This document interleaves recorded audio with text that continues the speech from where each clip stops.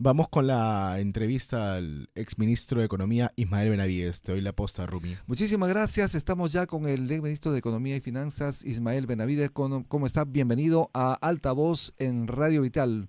¿Cómo está usted, doctor Benavides? Muy buenos días.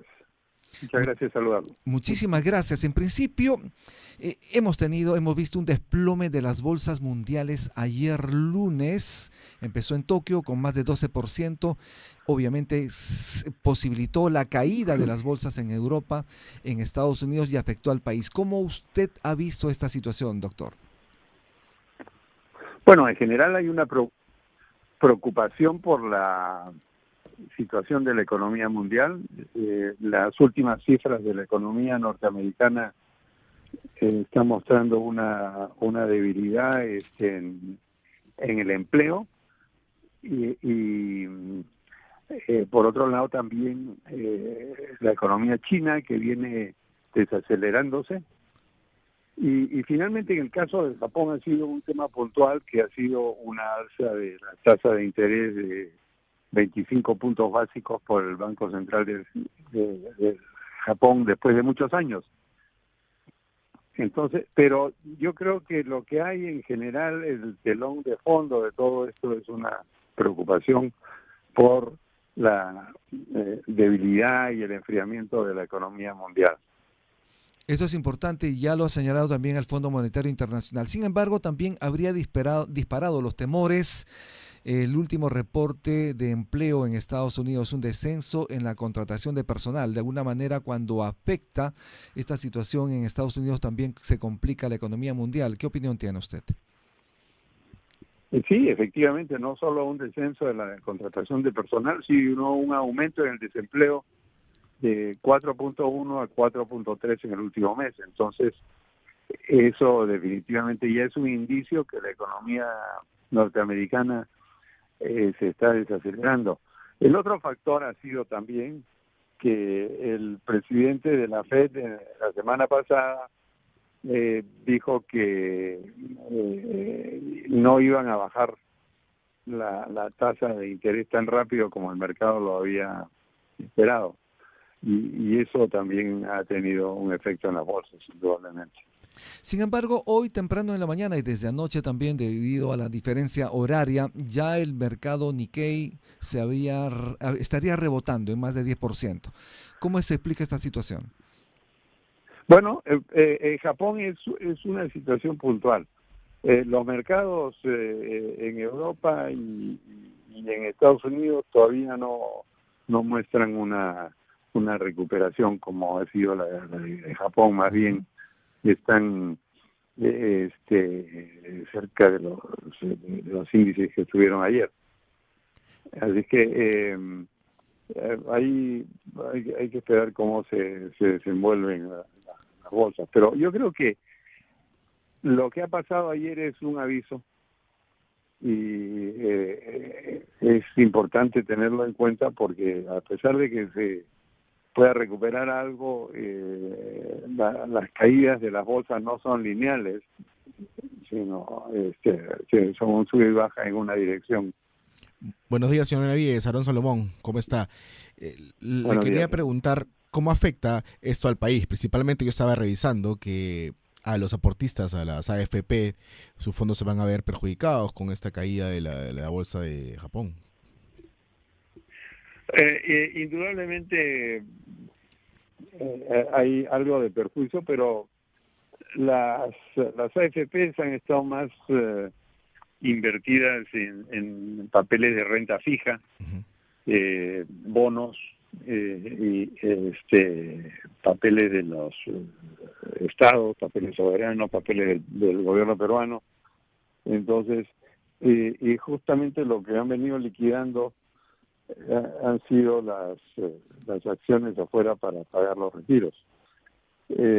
Todavía no tenemos una cifra de cuál puede ser el impacto, pero yo prevería que el impacto no debe ser muy grande, ¿no? Uh-huh. Cambiando de tema, vayamos al soporífero mensaje de la nación de la presidenta Dina Boluarte, ¿usted vio alguna esperanza, no? Ya señaló que la economía iba a crecer de manera boyante, tomando en cuenta los resultados, si no me equivoco, de mayo, que creció alrededor del 5%, y bueno, finalmente lo que se estima es que va a crecer este año 3%, pero con 3% no se saca a la gente de la pobreza, ¿no? Exactamente, eso es un crecimiento mediocre a pobre, y el Perú necesita crecer de arriba del 5% para tener un impacto significativo en la pobreza.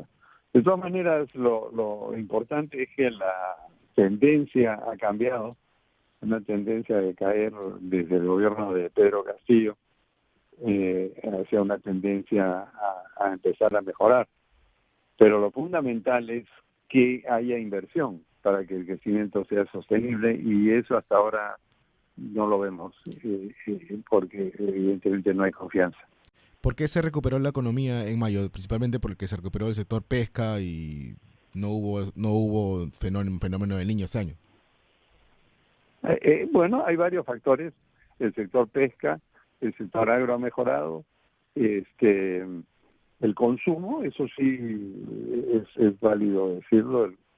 Hay un mejor sentimiento entre los consumidores porque la inflación ha bajado, y por otro lado hay una mejor o un mejor indicador de confianza por parte de los agentes económicos. Ya tiene 12 meses consecutivos al alza según el Banco Central, y en general hay un sentimiento a una mejoría, pero los importantes proyectos que significarían pues una inyección de crecimiento y de optimismo en la economía no se están dando, ¿no? ¿Le convence usted el papel que viene ejerciendo el ministro José Arista, quien recientemente nos ha clavado este impuesto a los servicios digitales? Mire, el ministro Arista tiene oficio, conoce lo que tiene que hacer. Yo creo que heredó una muy mala situación de parte del ministro anterior, un presupuesto de la República que creció en 12% con relación al del 2023, desfinanciado porque habían sobreestimado los ingresos, y evidentemente lo que está ocurriendo es una caída en la recaudación. De la última cifra que viste es de alrededor de 1.5%, y un aumento en el gasto de 8%. Entonces, está echando mano a cualquier cosa que pueda para aumentar la recaudación. Doctor, técnicamente es correcto ese impuesto, pero yo creo que el momento es inoportuno. Definitivamente el momento inoportuno. Con una economía recesada y con consumidores con un sentimiento aún negativo o incierto, creo que es un mal momento para hacerlo. Doctor, estamos en una situación bastante complicada tratando de salir de un año de recesión como fue el año 2023. Se están viendo algunas cifras positivas. Sin embargo, usted ha señalado que deberíamos crecer más de 5% con la finalidad de salir paulatinamente de situaciones de pobreza en la que estamos en el país. Pero ¿qué condiciones se requiere en el país para poder invertir, para que el país obviamente pueda recuperar dinamismo y crecimiento?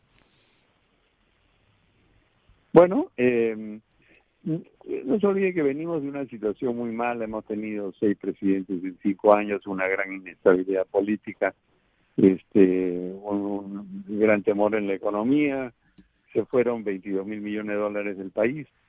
Entonces lo que se necesita pues es realmente un shock de confianza, y el gobierno pues está siendo muy tímido y no está dando las señales correctas, porque para reactivar la economía el que tiene que dar las primeras luces es el Estado, no tanto con un aumento de inversión pública como la promoción de asociaciones público-privadas, iniciativas privadas por parte de Proinversión, y no está haciendo lo necesario. Significa entonces que no hay una posición ambigua con Petroperú, que es un hueco enorme que no se sabe dónde va a terminar, y no se toman las decisiones correctas, pues.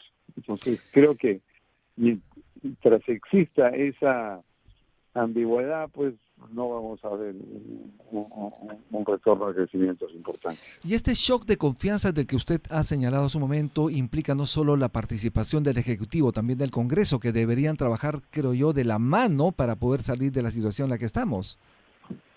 Indudablemente, el Congreso es un factor perturbador de la confianza. Sacan medidas, especialmente por el lado económico, pues que no tienen ningún sentido y generan preocupación en los inversionistas, además de generar enorme gasto público cuando no hay recursos para financiarlos. Claro, definitivamente, como esto de el retiro de la AFP, y además yo comentaba mi indignación, señor exministro, en la mañana por la cantidad de feriados que tenemos, ¿no? De un país que se quiere reactivar económicamente, que tenga 16 feriados, 4 nuevos este año, gracias a este Congreso, es inaudito, ¿no? Es absurdo. El Perú está cada vez perdiendo más competitividad.